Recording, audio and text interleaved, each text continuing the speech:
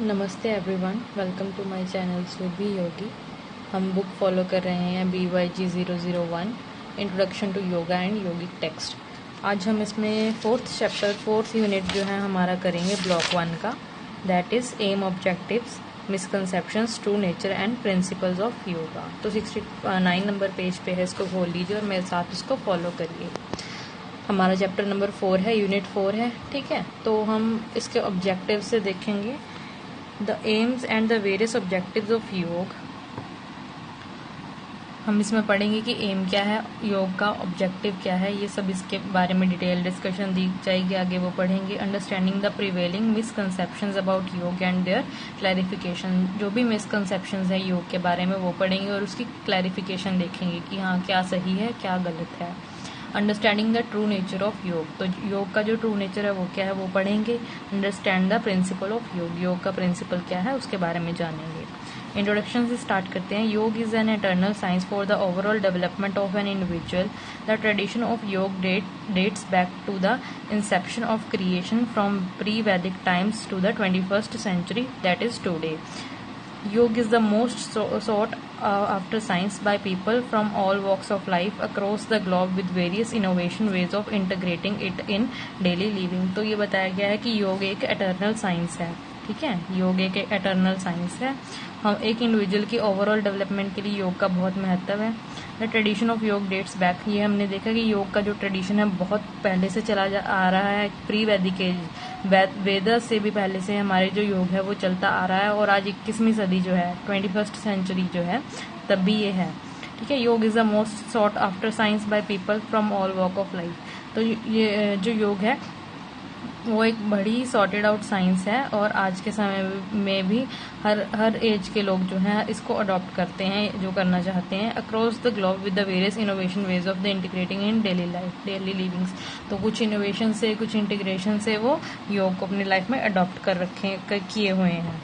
Some are using yog as a therapy for curing various illness of mind and body, while some other have understood only its theoretical perspective। कहते हैं कि कुछ जो लोग हैं योग थेरेपी को यूज़ करते हैं, कुछ अपनी बीमारियों को दूर करने के लिए, अपनी माइंड से रिलेटेड प्रॉब्लम्स है, बॉडी से रिलेटेड प्रॉब्लम्स है, और कुछ लोग जो है योग की सिर्फ थ्योरी को समझने के लिए योग जो है कर रहे हैं। तो इसमें ये सब बताया गया है। देयरफॉर पीपल आर मोर और less aware of only 1 or 2 dimensions of योग। तो इसमें बताया है कि इसी वजह से लोग जो है सिर्फ योग की 1 या 2 डायमेंशंस को ही जानते, इससे ज़्यादा नहीं जानते वो।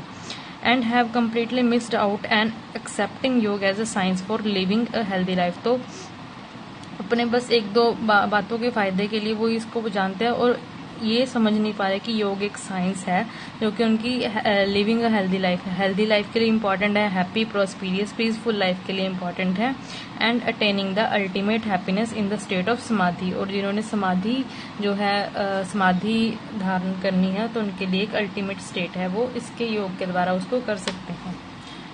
Unfortunately people haven't understood it's true nature form as was propounded by the Ishvara and experimented and experienced by the rishis। तो कुछ लोग जो है बिल्कुल ही नहीं समझ पाए कि योग का ट्रू नेचर क्या है, जो ईश्वर ने खुद इसे बनाया है, एक्सपेरिमेंट्स क्या हैं, जो ऋषिज ने योग को एक्सपीरियंस किया है उसके related. Because of lack of clear understanding of yog, various misconceptions has spread in the society as well. तो लोगों को जो योग है उसके बारे में क्लियर समझ नहीं है, इसकी वजह से कुछ मिसकंसेप्शंस, गलत धारणाएं जो है सोसाइटी में फैल चुकी हैं। In this chapter we will studying and presenting the true form of yog, its aim and objectives and principle to the readers. तो इस चैप्टर में हम योग के बारे में, इसकी जो एम है, इसका ट्रू प्रिंसिपल है, उसको जानेंगे। In addition various misconceptions associated with yog will be clarified in this chapter. तो जो भी योग के रिलेटेड अलग अलग मिसकंसेप्शंस है वो भी इस चैप्टर में क्लियर की जाएंगी। उसके बाद है एम एंड ऑब्जेक्टिव ऑफ योग। तो योग का एम क्या है? मुक्ति, जीवन मुक्ति और विदेह मुक्ति। मुक्ति 2 प्रकार की होती है, एक तो होती है जीवन मुक्ति, एक होती है विदेह मुक्ति। उसके बारे में बताएंगे कि योग के द्वारा हम मुक्ति प्राप्त कर सकते हैं। From time immemorials our rishis have experimented and experienced and expressed ज्ञान that they have received from ईश्वरा in the Vedas। तो बताया कि पिछले टाइम में जो हमारे ऋषिज थे उन्होंने एक्सपीरियंस किया है, एक्सपेरिमेंट किया है, जो उन्होंने ज्ञान प्राप्त किया है ईश्वरा से वेदास की फॉर्म में। Yog is the one such eternal gift of Ishwar. तो उसी तरीके से योग जो है ईश्वर द्वारा दिया गया एक गिफ्ट है। द एम ऑफ योग इज मुक्ति। तो जो एम है योग का वो क्या है? केवल और केवल मुक्ति। इम्पॉर्टेंट है सबसे। That is to liberate the person from the 3 kind of dukh. तो ये किस लिए है कि मुक्ति किससे दिलवानी है पर्सन को, किसी भी व्यक्ति को 3 तरह के दुखों से मुक्त करवाना है। ठीक है। मुक्ति is attend in 2 steps. First है जीवन मुक्ति और विधेय मुक्ति। मुक्ति कहते हैं 2 तरीके से पाई जा सकती है, जीवन मुक्ति से और विधेय मुक्ति से। द वेदास एनुमरेट षडीरूप 6 enemies in a person that is the cause of dukh. कहते हैं कि किसी भी व्यक्ति में 6 उसके जो एनिमीज हैं, दुश्मन होते हैं, वही उनके दुखों का कारण होते हैं। These enemies are not outsiders but originate inside the person. वो कोई बाहर से नहीं होता, वो इंसान के अंदर ही होता है। वो कौन से हैं? काम, लस्ट, कामना करना। ठीक है, उसको आप रीड करोगे समझ आएगा इसका। क्रोध, गुस्सा, एंगर। ठीक है। लोभ, ग्रीड, एंडलेस डिजायर, लालच करना। मोह, इग्नोरेंस, मोह करना, दूसरे की गलती को समझे बिना उसका मोह करते रहना, पर्दा डालना किसी गलतियों पे, इस तरीके से मोह होता है। फिर है मद जिसे हम कहते हैं ईगो। फॉल्स सेल्फ प्राइड, गलत धारणा अपने बारे में, हम उतने हैं नहीं बनने की कोशिश जो करते हैं, इस वजह से हम उसको ईगो कहते हैं। That originates from ignorance. और जो किसकी वजह से आता है? इग्नोरेंस की वजह से। The ego can never be loved और बी लव्ड। जो ईगो है हम उसे कभी भी चाह नहीं सकते और न ही किसी द्वारा एक ईगोइस्टिक जो व्यक्ति होगा उसको चाहा जाएगा। उसके बाद आता है मत्सर्य, जेलसी। ये है इसका 6th factor. Matsarya, jealousy, the feeling that is aroused when others desires are fulfilled. तो जेलस हम कब होते हैं? जब किसी दूसरे की डिजायर पूरी हो जाती है, इच्छा जो है पूरी हो जाती है, बट हमारी नहीं हो पाती, तो हम जेलसी फील करते हैं। तो यही सभी हमारे दुखों का कारण भी है। हम दूसरों को देख के खुश नहीं हैं, इस तरीके से ये सभी जो अगर हमारे अंदर ये सभी पॉइंट्स हैं, ठीक है, तो हम इसका मतलब क्या है कि हम दुख भोग रहे हैं। हम इन सभी से मुक्ति कैसे पा सकते हैं? योग के द्वारा। जीवन मुक्त is one who is free from काम, क्रोध, लोभ, मोह, माया, मत्सर्य। तो एक जीवन मुक्त व्यक्ति कब होगा? जब वो इन सभी चीजों से मुक्त हो जाएगा। ठीक है। उसके बाद these 3 vices overpower a man's intellect, reasoning and logic and takes over the control of one's mind। तो ये जो 6 के 6 पॉइंट्स हैं, ये क्या है? अगर किसी पर्सन के अंदर आ जाएं तो उसको उसके माइंड का जो कंट्रोल है वो खो देंगे। These emotions disturbs the physical, mental and social spiritual health of an individual। अगर ये इमोशंस किसी व्यक्ति के अंदर है तो वो उसके फिजिकल, मेंटल और सोशल जो हेल्थ है उसको प्रभावित करेंगे। As soon as the person realizes that he has done wrong by coming under their influences, he is filled with regret and depression. तो जैसे ही व्यक्ति को पता लगता है कि हाँ उसने उसने इन्हीं जो है पॉइंट्स के अंदर आके, इन्हीं इमोशंस के अंदर आके किसी के साथ कुछ गलत किया है, तो वो फिर रिग्रेट, वो अफसोस करता है उस बात को, डिप्रेशन में चला जाता है, वो सोचता रहता है इसके बारे में। These emotions not only affect the person during the time they are active but also mark its presence even after they have subsided. कहते हैं कि ये जो इमोशंस हैं ऐसे हैं कि ये व्यक्ति को तब भी इफेक्ट करते हैं जब उसके बारे में सोचेगा, और जब वो इस विषय से अलग भी कुछ सोच रहे हैं तो वो तब भी इफेक्ट करेगा।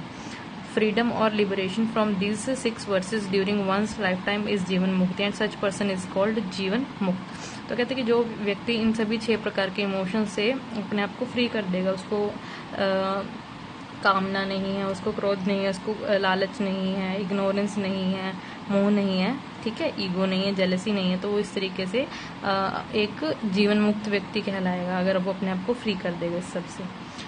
और उसके बाद है जीवन मुक्त अटेन्स विदेह मुक्ति after death.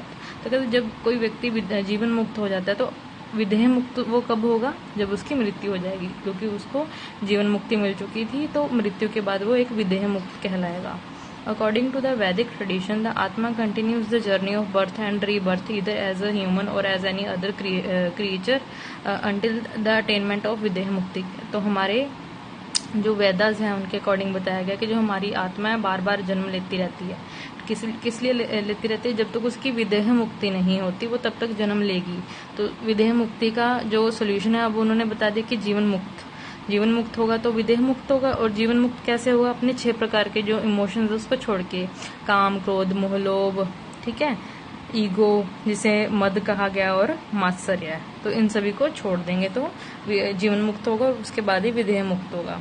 The total age of shruti creation is approximately. तो एज बताइए कितनी है? इतने साल, years, and it takes the same number of years for destruction. तो जितने हमें जन्म मिलते हैं उतने ही जन्म हमें डिस्ट्रक्शन के लिए भी मिलते हैं. According to our rishis who have studied this subject in great depth and details on attainment of Videha Mukta, the Atma resides in the abode of Ishvara and enjoys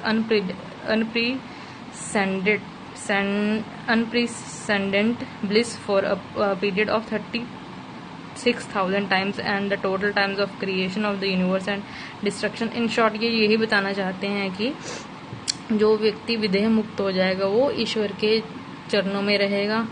okay, वो अपने आप को सभी प्रकार के दुखों से मुक्त होकर वो ईश्वर के चरणों में चला जाएगा. तो ये कुछ डाटा एनालिसिस उन्होंने बताया टाइम पीरियड के अकॉर्डिंग कि यूनिवर्स में इतने ईयर्स हैं, टोटल किया, प्लस माइनस किया. As the length of the time of period is very huge, it is believed that after Videha Mukti the Atma does not embody, but in reality that is not the case. तो बताया गया कि विदेह मुक्ति के बाद वो आत्मा दोबारा से एम्बॉडी मीन्स कि दोबारा से बॉडी में उसको लिविंग रूप में वो दोबारा बर्थ नहीं लेगा.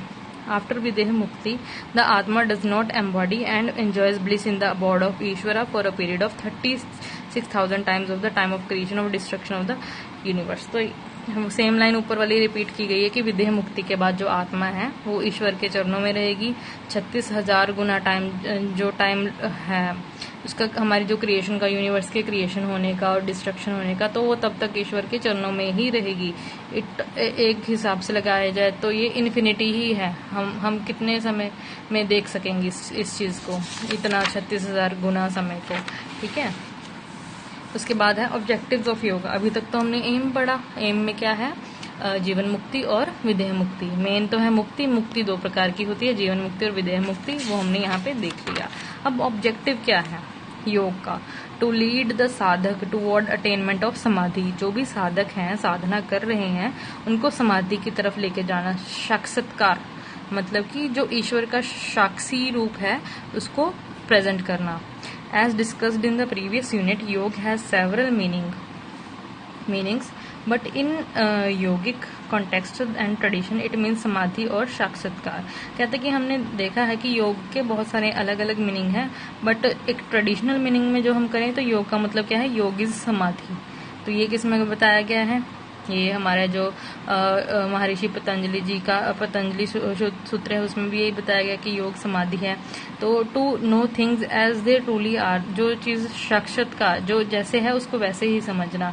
विद डेलीगेंट प्रैक्टिस ऑफ तप. किसके द्वारा? तप के द्वारा, तपस्या के द्वारा, स्वाध्याय के द्वारा और ध्यान के द्वारा. अ साधक gains the highest knowledge of Ishwar and finally attains समाधि. तो इस प्रकार से जो साधक है उसको जो ईश्वर के चरणों में जगह मिलेगी और वो हाईएस्ट नॉलेज मिलेगी, उसको हर प्रकार की नॉलेज मिलेगी और फाइनली अटेन्स द समाधि. और इस प्रकार से वो समाधि उसको जो है प्राप्त हो जाएगी.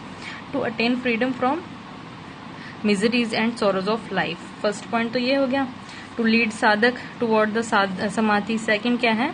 जो जीवन के दुख हैं, मिजरीज हैं, सोरोज हैं, उनसे मुक्ति पाना, फ्रीडम हो जाना, फ्री हो जाना. Sorrows and miseries and sufferings, ये सभी क्या हैं? दुख हैं. Are inevitable part of life. ये हमारी जिंदगी का ऐसा पार्ट है जो हमारी जिंदगी से जुड़ा हुआ है, इनसे हम अलग नहीं हैं. Knowledge regarding their origin, cause and even categorisation helps one to minimise their effect if not eradication them. कहते कि अगर हम समझ लें कि हमारे दुखों का कारण क्या है, ये कैसे है, किस प्रकार का दुख है, तो हम इससे दुखों से अपने से मुक्ति पा सकते हैं, छुटकारा पा सकते हैं. Vedas and Vedic scriptures call them Tapatrayas, the three miseries, categorized them into आध्यात्मिक, अधिदैविक और अधिभौतिक। तो ये जो 3 प्रकार की मिजरीज हैं, दुख हैं, वो कौन से हैं? आध्यात्मिक, ये रहा इंग्लिश में और हिंदी में, अधिदैविक और अधिभौतिक। तो अधिभौतिक वो कौन से दुख हैं? Perception of sorrows caused by other living beings. अधिभौतिक जो भौतिक दुनिया से हमें, हमारे समाज से, आसपास से लोगों से हमें जिस प्रकार का जो दुख मिलेगा उसे हम अधिभौतिक, जो भौतिक लोगों से मिला है। फिर अधिदैविक वो दुख कौन से? Perception of sorrows caused by devas, unseen forces and gods और फेट, जो हमें किस्मत के द्वारा, हमारे ईश्वर के द्वारा कुछ हमने गलतियां, कुछ कर्मकांड ऐसे कर देते हैं कि हमारे ईश्वर हमसे रुष्ट होके हमें दुख का एक्सपीरियंस देते हैं कि इसके बाद ये समझ जाएगा। तो उस तरीके का दुख वो कौन सा है? अधिदैविक, जिसमें दैविक का आ जाए। उसके बाद है आध्यात्मिक। आध्यात्मिक में कौन सा आएगा? Misery 1, expectation due to ignorance about atma, body and और द माइंड। आध्यात्मिक दुख कौन सा होगा? इग्नोरेंस की वजह से जो आएगा, इनकम्प्लीट नॉलेज की वजह से जो दुख हमें मिलेगा, दैट इज अधियात्मिक। ओके, तो आध्यात्मिक दुख is that which is caused bye bodily suffering and mental anguish. तो आध्यात्मिक दुख में हम क्या, किस वजह से हो सकता है? बॉडीली सफरिंग, हमारा शरीर में कुछ प्रॉब्लम है, हमारी मेंटली कोई प्रॉब्लम है, वो उसका कारण क्या है? उसके कारण हम खुद हैं। अगर हमारी शरीर स्वस्थ नहीं है तो हम उसका कारण खुद हैं। हमने जरूर कुछ अपने शरीर का ध्यान नहीं रखा होगा, सही समय पर व्यायाम नहीं किया, सही हमारा खान पीन नहीं है, राइट। वैसे ही मेंटली एंग्विश है। हेरिडेटरी डिजीजेस, किसी को हेरिडेटरी डिजीज होती हैं, ठीक है, leprosy, diabetes, disabilities like blindness और lameness and disease caused by the violation of the rules of health and sanitation, classification under the category of sorrow. तो किसी को तो हेरिडिटरी प्रॉब्लम्स होती हैं, किसी को डिसेबिलिटी है, कोई ब्लाइंड है, अंधा है, कोई लेमनेस है, किसी को problem caused by the violation of rules of health. हमने अपनी हेल्थ के रिलेटेड जो पालन करने चाहिए, जो रूल्स, हमने उनको पालन नहीं किया तो हम दुख भोगते हैं। सैनिटेशन, साफ सफाई के related, classification the category of sorrow. तो ये सभी भी हमारे दुखों के अंदर ही आते हैं। तो इसीलिए इंपॉर्टेंट है कि अपनी हेल्थ का ध्यान रखा जाए। The mental agony caused by worries and anxieties, attachment and aversion is also categorized under this group। तो मेंटल एगोनॉमी क्या आएगा? जो हमारी चिंताएं हैं, हमारी बेचैनी है, हमारी अटैचमेंट्स हैं, हम किसी के साथ करते हैं, वो भी हमारे इसी में ही आध्यात्मिक दुख के अंदर ही आएगा। तो हम अटैचमेंट छोड़ दो, अपनी हेल्थ का ध्यान रखो, अटैचमेंट छोड़ दो, बिना मतलब की टेंशन्स छोड़ दो, तो अपने आप ही सुख मिलेगा आपको, ठीक है। उसके बाद है अधिदैविक दुख, is that which is caused by dev. तो जो देवों से हमें दुख मिलता है, हमारे ईश्वर जो हैं होते हैं। The word dev includes the power of time, जिसमें क्या है? टाइम है, हमने टाइम का, समय का पालन नहीं किया। नेचर है, अनसीन हैंड और फेट, कुछ ऐसे फेट है, हमारी किस्मत है, जिनकी वजह से हमें दुख जो है झेलने पड़ते हैं। Disease is caused by changing season. अच्छा, कुछ कैसे होते हैं कि सीजन चेंज हो रहा है, उसकी वजह से दुख है। ये कैटेगरीज बनाई गई हैं, तो उसको अकॉर्डिंगली करना पड़ेगा। Misery is caused bye elemental forces like floods, fire. तो जो मिजरीज हमें फ्लड्स, फायर, ये बाय नेचर है, हम खुद तो करते नहीं है। ये फ्लड्स आ गए, फायर हो, मतलब कुछ अग्नि का इस तरीके से हो जाता है, ज्वालामुखी का फटना, right. Suffering caused by the black magic, ये आपको पता ही है कि ब्लैक मैजिक के द्वारा जो किसी को दुख भोगना पड़े। डिसएम्बॉडीड स्पिरिट्स, ये सेम ही बात है। और गॉड्स हु आर डिसप्लीज्ड, और जो हमारे जो देवता है कई रुष्ट हो जाते हैं, हमसे नाराज हो जाते हैं, तो वो भी हमें दुख पहुंचाते हैं, फिर उससे हमें प्रॉब्लम होती है। Natural tribulations due to hunger, कुछ नेचुरल प्रॉब्लम्स आ गई, हंगर, थ्रस्ट, ओल्ड एज की प्रॉब्लम्स हैं, belong to this category of suffering. तो ये सभी उसी सफरिंग में ये उसका पार्ट ही आएगा। उसके बाद है next, third one is adhibhautik. Adhibhautik dukh is that which is caused by other bhutas, other जो भूत होते हैं उनसे, और लिविंग बींग्स। मैंने बताया था कि जो हमारे भौतिक जीवन से हम जिनसे रिलेट करते हैं, जिनसे जो वो दुख मिलेगा, वो अधिभौतिक दुख होगा। Like wild animals, snakes, enemies. Enemies इंसान भी हैं हमारे, कई बार हम जानवरों से भी पंगे ले लेते हैं, ठीक है, तो उनसे भी हमें दुख हो सकता है। लिविंग बींग्स भी इसमें आ गए, इंक्लूड हो गया। तो ये 3 प्रकार के दुख बताए गए हैं। Spiritual knowledge is the only solution to transcend these dukhas as with the right knowledge of ईश्वर जीवात्मा प्रकृति। तो इन सभी का सोल्यूशन क्या है? Spiritual knowledge. किस दुखों का निवारण यही है कि स्पिरिचुअल नॉलेज होनी चाहिए, ईश्वर के प्रति नॉलेज, जीवात्मा के प्रति नॉलेज, प्रकृति के प्रति नॉलेज। ठीक है। One can attain freedom from all suffering. तो इस प्रकार से अगर वो ईश्वर की सही भक्ति कर रहा है, ठीक है, तो उसको जो दुख है अधिभौतिक दुख नहीं होगा। जीवात्मा, अगर वो नॉलेज उसे जीवात्मा की सही नॉलेज है तो उसे अधिभौतिक दुख नहीं होगा। अगर उसको प्रकृति की नॉलेज है तो उसको, और कौन सा, आध्यात्मिक, इसमें हमने पढ़ा था हाँ वो भी नेचुरल, इसमें अधिदैविक में ही आएगा, तो वो दुख नहीं होगा उसको। Suffering due to diseases caused by the changing season, natural climate is can be countered by taking appropriate precautions. तो इस तरीके की जो प्रॉब्लम्स हैं सफरिंग से, उनसे हम बच सकते हैं सही समय पे सही प्रिकॉशंस यूज करके। However raising the mind to the level of the spirit, thus transcending the limitation imposed by the body mind complex is the only solution to the liberation from sorrows and miseries। तो इसमें बताया गया है कि अपने body को, mind को connect करके सही नॉलेज से सही समय पे सही जो है सोल्यूशन को, प्रिकॉशंस को यूज करके ही हम इन दुखों से बच सकते हैं, छुटकारा पा सकते हैं। नेक्स्ट पॉइंट है ऑब्जेक्टिव का, योग के ऑब्जेक्टिव का, टू अचीव एटर्नल हैप्पीनेस। तो एटर्नल हैप्पीनेस का मतलब क्या होता है? Unlimited happiness, internal happiness. उसके लिए हम योग का जो है, योग के माध्यम से हम एटर्नल हैप्पीनेस जो है पा सकते हैं। In order to attain ultimate eternal ever lasting happiness, बस खुशी चलती जाए, one must treat the yogic path. तो एक हर व्यक्ति को जो है, उस व्यक्ति को योगिक पाथ पे चलना पड़ेगा। The path walk by the rishis, जो रास्ते पे, जिस रास्ते पे हमारे ऋषि चले हैं, as they receive this wisdom from Ishwara, उस रास्ते पे चल के उनको जो विजडम मिला है, जो नॉलेज मिली है, वो ईश्वर के द्वारा मिली है, और वो सभी प्रकार के दुखों से मुक्त थे। नेक्स्ट है to understand that only Ishwar, jeev and prakriti are eternal, infinite and immortal, everything else is transitory. ठीक है। इसमें बताया कि एक बात समझ लो कि ईश्वर ही सत्य है, जीव सत्य है और प्रकृति सत्य है, एटर्नल है, इनफाइनाइट है, इमॉर्टल है, ये कभी भी खत्म नहीं हो सकते। बाकी इसके अलावा जो भी है वो सब सत्य है, वो फिक्स नहीं है, टेम्परेरी है सब कुछ। Vedas are written wisdom. तो हमें बताया गया कि वेदास जो है, हमें लिखती रूप में जो हमें नॉलेज मिली है वो वही है।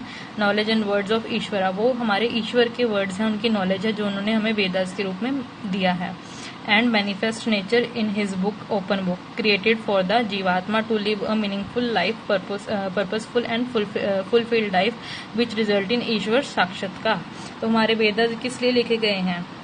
वो इसलिए लिखे गए हैं कि जो जीवात्मा है वो उन वेदास को पढ़े, उसको समझे, ठीक है, अपने जीवन को एक सही रास्ते पे चलाए और इस प्रकार से वो ईश्वर को पा सकता है। एक जो जीवात्मा है, जो एक मनुष्य है, जीव है, वो इस तरीके से ईश्वर को पा सकता है। इसलिए उन्होंने वेदास जो है इंट्रोड्यूस किए हैं। Whatever Ishwar has propounded in Vedas can be visually observed as a happening in the nature. तो जो कुछ भी वेदास में लिखा गया है हमारे ईश्वर के द्वारा, तो हम उसको ऑब्जर्व कर सकते हैं कि वो एक्चुअल में वो जो चीजें हैं वो नेचर में एग्जिस्ट करती हैं। With such a vision the yoga sadhak understand that everything visible in nature is transient and with swadhyaya he understand that only Ishwar, Jeev, Prakriti are nitya, permanent and everything else is anitya, temporary और transient। तो इसमें ये बताया गया है कि जो भी साधक होगा तो वो जब योग की साधना करेगा तभी वो इन सभी चीजों को समझ सकता है कि ईश्वर, जीव और प्रकृति ही नित्य हैं। बाकी इसके अलावा जो भी कुछ है वो सब कुछ टेम्परेरी है, अनित्य है। नेक्स्ट पॉइंट है to inspire the aspirant toward jeevan shuddhi, purification of body, mind and spirit and jagat shuddhi, selfless service to the community. तो इसमें और क्या जो योग का ऑब्जेक्टिव है वो क्या है कि एस्पिरेंट है, जो भी योगी है, योगी पुरुष है, उसको बताना कि बॉडी की प्योरिफिकेशन क्या है, माइंड की प्योरिफिकेशन क्या है, आत्मा की प्योरिफिकेशन क्या है, और साथ ही jagat shuddhi, selfless service to the community, और अपने आप को जो है कम्युनिटी की, समाज की जो है कम्युनिटी की, उसकी सेवा में लगा देना। सेल्फलेस सर्विस करना, बिना किसी फ्रूट की कामना किए बिना, ठीक है। Every individual's first and foremost responsibility is to purify himself or herself for the 6 vices। तो इसमें बताया कि सबसे पहले तो मनुष्य को जो है अपने आप की प्योरिफिकेशन, अपने खुद की जो है अपने आप को बिल्कुल स्वच्छ रखना पड़ेगा। वो कैसे? अपने आप को काम, क्रोध, लोभ, मोह, मद और मात्सर्य से मुक्त करके, मतलब कि जीवन शुद्धि करके। पहले वो अपना जीवन शुद्ध करेगा, फिर दूसरों की हेल्प कर पाएगा। विद सिंसियर प्रैक्टिस ऑफ तप, वो किससे होगा? तप से, स्वाध्याय से और ध्यान से, जो कि तीनों के तीनों योग के अंडर आते हैं। A person can attain freedom from impurities and provide selfless service to the society by propagating the message of rishis. तो वो किससे कर पाएगा? जो ऋषिज के जो मैसेज हैं, जो ऋषियों से उन्होंने सीखा है।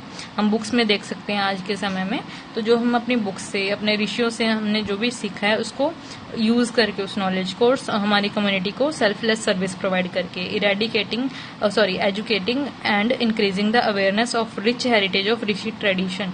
तो दूसरों को ऋषि ट्रेडिशन के बारे में समझाना, उनको और ज्यादा अवेयर करना। And inspire people to lead a life with a sense of responsibility, और दूसरे लोगों को जो है इंस्पायर करना कि वो अपने जीवन जो है कि रिस्पॉन्सिबिलिटी से, कमिटमेंट से और एक सही एटीट्यूड से, that the whole world is one big family. उनको इस तरीके से अपना जीवन जीना पड़ेगा, क्योंकि पूरा का पूरा ये जो दुनिया है वो अपने आप में एक परिवार है। तो परिवार को हमेशा मिलजुल के जो है रहना चाहिए। वासुदेवाय कुटुम्बकम, तो ये सभी के सभी क्या है? वासुदेव। हमारे वासुदेव कौन है? श्री कृष्ण जी। सभी कृष्ण जी के परिवार का हिस्सा ही है, हम एक ही परिवार हैं। This is the process of जगत शुद्धि। तो इस प्रकार से हम जगत शुद्धि कर पाएंगे। नेक्स्ट है to interact with every object, person, people, thing और सिचुएशन अप्रोप्रिएटली। कहते कि चाहे कोई भी व्यक्ति है, चाहे कोई वस्तु है, कोई भी सिचुएशन है, उसमें अपने आप को बिल्कुल सही तरीके से अपने आप को प्रेजेंट करना। He who is established in gyan and acts accordingly knows how to deal in the situation. कहते हैं कि जिसको ज्ञान है उसी को ही पता है कि किस सिचुएशन में किस तरीके से एक्ट करना है, कैसे बिहेव करना है, हाइपर नहीं होना, सही समय पे सही शब्दों का प्रयोग करना, ठीक है। तो वो किसके द्वारा पा सकते हैं? वो हम केवल और केवल योग के द्वारा पा सकते हैं, और यही ऑब्जेक्टिव भी है हमारे योग का। फिर है being physically fit, mentally sound, socially empathetic and intellectually enlightened. तो इसमें बताया कि फिजिकली फिट होंगे, हम मजबूत हैं, दूसरों की हेल्प कर पाएंगे। मेंटली साउंड है, हमारा जो दिमाग है बिल्कुल सही है, हम सही सोच पा रहे हैं, सही डिसीजंस ले पा रहे हैं। सोशली एम्पैथेटिक, समाज के प्रति हमारी भावना जो है स्वच्छ है, ठीक है। और इंटेलेक्चुअल हमारी जो है, हम स्पिरिचुअली ईश्वर में बिलीव करते हैं और उनको इतना मानते हैं कि हम उनकी कृपा से दूसरों का भला कर सकें। योग with its multi-faced dimension touches every aspect of an individual by its systematic and conscious process of calming down the mind। तो उसमें बताया कि जो योग है वो एक इंडिविजुअल के हर हिस्से पे काम करता है, उसकी फिजिकल फिटनेस पे भी, मेंटल साउंड, उसकी मेंटल हेल्थ पे भी, सोशल एम्पैथेटिक, सोशली भी उसको कैसे बिहेव करना, ये सभी गुण उसके अंदर ऑटोमेटिकली आ जाते हैं। वो कैसे आएंगे? कि वो अपने आप को थोड़ा ऑब्जर्व करे, अपने आप को देखे कि क्या है व्यक्ति वो अपने आप में। तो इस तरीके से योग करने से, योग के माध्यम से उसमें ये गुण आ जाएंगे। Conscious process of Kameng down the mind, erasing the weakness in the mind and building a will power into it. कहते हैं कि जो भी उसके माइंड के अंदर जो भी वीकनेसेस हैं उनको दूर करना और एक विल पावर पैदा करना कि हाँ मैं ये कर सकता हूँ, दूसरे के लिए कर सकता हूँ। In such a mind each obstacle is conceived as a challenge that arouses tremendous energy, combat every situation with the wisdom and knowledge. तो कहते हैं कि अगर वो इस तरीके की भावना रखेगा तो उसके अंदर एक जो भी प्रॉब्लम्स वो आएंगे उसको वो अच्छी तरीके से उसको फेस कर पाएगा, ठीक है। फेस कर पाएगा किसके द्वारा? उसको विजडम है, उसको ज्ञान है, उसको नॉलेज है, तो वो सही डिसीजन ले पाएगा और सही समय पे सही काम करेगा। Bravery becomes a part of such persons personality. तो कहते हैं कि ब्रेवरी जो है, बहादुरी जो है, उस पर्सन की पर्सनैलिटी का हिस्सा बन जाता है। Steadfast to the core, such a person takes up the challenges of life with marvelous temperance and converts them into opportunities for accomplishing his mission of attaining ईश्वर साक्षात्कार। तो इस तरीके से कहते हैं कि जो व्यक्ति योग अभ्यास करता है, योग की लाइन में है, तो वो उसके अंदर जो नेचुरल पावर है उसकी इम्प्रूव होगी। वो कैसे, वो जो भी उसको मौके मिलेंगे वो उसको अपॉर्चुनिटी में उसको कन्वर्ट करके और ईश्वर को पाने की कोशिश करेगा हर मौके में। फिर बताया गया है, ये तो ऑब्जेक्टिव्स थे। योग परफॉर्म्स द फॉलोइंग फंक्शंस, ये कुछ शॉर्ट में बता रखे हैं कि योग कैसे अलग अलग फंक्शंस परफॉर्म करता है। It gives deep relaxation at the muscular level, तो हमारी बॉडी में मसल्स होते हैं, तो हमारे बॉडी के मस्कुलर लेवल को जो है डीप रिलैक्सेशन करेगा, रिलैक्स करेगा। It slows down breath and maintain balance at pranic level, तो हमारे बॉडी में जो है प्राण्स हैं उनको बैलेंस करेगा। It increases creative and will power at mental level, तो मेंटल लेवल पे ये कैसे काम करेगा, हमारी विल पावर को बढ़ाएगा और हमारी क्रिएटिविटी बढ़ाएगा। It sharpens the intellect and calm the mind down at the intellectual level, तो ये किसी व्यक्ति के इंटेलेक्ट को शार्प करता है, मजबूत करता है और उसका माइंड को काम करता है। It enhances happiness in life, तो योग के अभ्यास से जो व्यक्ति के मन में जो है हैप्पीनेस हमेशा रहेगी उसके जीवन में। और इक्विपोइज एट द इमोशनल लेवल, तो वो इमोशनल लेवल्स को अपने को कंट्रोल कर सकेगा। It manifest the inherent divinity in man in all aspect of life, तो एक जो व्यक्ति है उसके मन जो जीवन है उसमें डिवाइनिटी लेके आएगा। दस योग is not mayor exercise but much more than that, तो ये सबसे इम्पॉर्टेंट पॉइंट है जो कि लोग समझ नहीं पाते कि योग केवल एक एक्सरसाइज नहीं है, उससे भी बहुत कुछ ज्यादा है ये। It is the integration of the mind body spirit into one harmonious whole, तो ये एक व्यक्ति के अंदर उसकी माइंड बॉडी स्पिरिट को मिलजुल के काम करता है उसकी इन तीनों चीजों पे, ठीक है। It strives for attaining inner peace and union with the environment by means of quietening the